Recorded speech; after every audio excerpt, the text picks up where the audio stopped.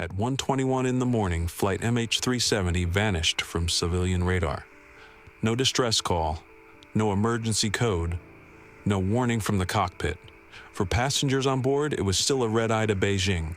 For everyone on the ground, the plane had just disappeared. But MH370 did not simply fall from the sky. It turned. Then it flew back across Malaysia, away from Beijing, away from its filed route, away from everything expecting it. The transponder stopped. The communications went quiet. Yet for hours, the aircraft still answered satellite signals. Not with words, not with coordinates, just proof that it's still out there, somewhere. Something had changed the flight path. Whether it was a person, a failure, or a chain of events, no one has proven yet. And 12 years later, the question remains: who was still flying MH370 after it disappeared?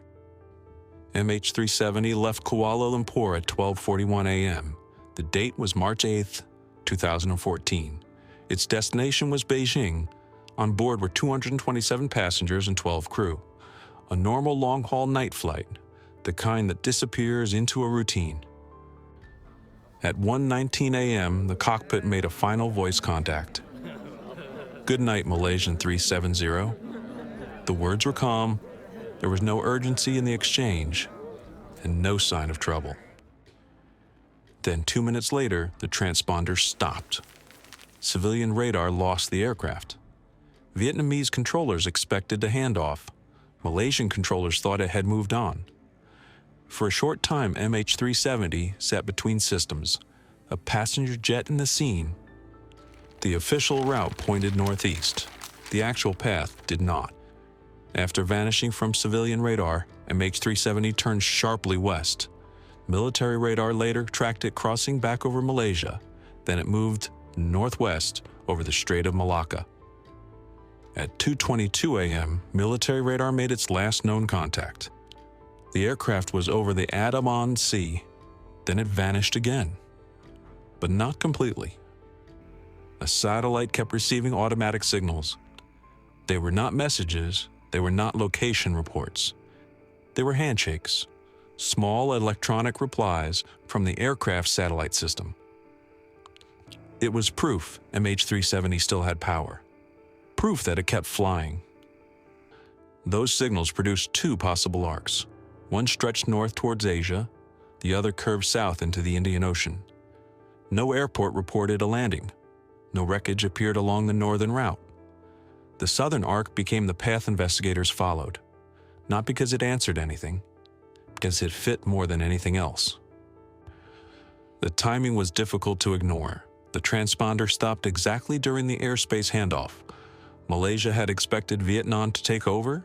Vietnam had expected Malaysia to confirm the transfer. That confusion created time. It created opportunity. How much time remains part of the problem? There was no mayday, no emergency squawk, no report of smoke, no report of fire, no clear sign of a hijacking. If MH370 was in trouble, it never said so. One possibility is hypoxia. If everyone on board lost consciousness, the plane could fly on autopilot. But that cannot explain everything. It does not explain the early turn. It does not explain the silence. It does not explain a route back across Malaysia. Then came the power mystery. The satellite data unit appeared to stop responding. Later, it logged back on. That suggests something on board changed electronically. A shutdown? A reset? Maybe a failure. Some kind of interruption. No explanation has ever been proven. The aircraft behaved as if it had been redirected. But behavior is not proof. Radar shows movement. Satellite data shows duration. Neither shows who's in control, or if even anyone was. The search became one of the largest in aviation history. Ships searched the surface. Aircraft scanned the vastness of the ocean. Satellites reviewed potential debris fields. Sonar mapped the seafloor. The first search areas were wrong, then the search kept widening. Australia led the main underwater search. It focused on the southern Indian Ocean. The search lasted 1,046 days. It covered a vast area of seabed. it did not find the main wreckage. Then, in 2015, a piece washed ashore on Reunion Island. A flaperon, a part of the wing. Later, more debris appeared along the western Indian Ocean coastlines. The aircraft had left fragments behind, small hints, but not its final position. Some debris was confirmed as coming from MH370. Other pieces were considered likely or almost certain. But the flight recorders have never been found. The cockpit voice recorder was not found. The main fuselage was not found. The Ocean Infinity returned again with newer deep-sea technology. The latest search took place in 2 phases, between 2025 and early 2026. Thousands of square kilometers of seabed were scanned. The company's vessel left the search area on January 23, 2026. And still, no confirmed wreckage was found. The search had ruled out more ocean, but it had not found the plane.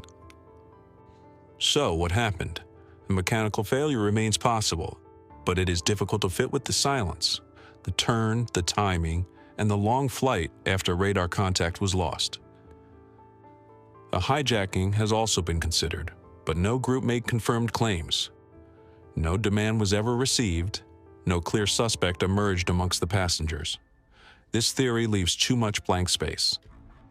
Pilot involvement remains one of the theories many investigators and observers keep returning to, not because it has been proven, it hasn't. Because manual input could explain the turn, it could explain the silence, it could explain a controlled flight into the open ocean. But motive has not been proven, intent has not been proven. The strongest evidence points to an aircraft that kept flying. The weakest evidence is the human question. Who made that happen? And why did no one ever speak? MH370 is not a mystery because nothing was found. Breadcrumbs were found. Radar tracks, satellite handshakes, drift models, debris, enough to show the plane survived its first disappearance, not enough to show why. Each known trail ends in scattered fragments, a wing part on a beach, a satellite arc across the ocean, a final radar contact over dark water, a cockpit that never called for help. A Boeing 777 vanished in the age of satellites. It went silent, then it kept answering. It left pieces across thousands of miles, and somewhere beneath the Indian Ocean, the rest of MH370 is still holding its final position.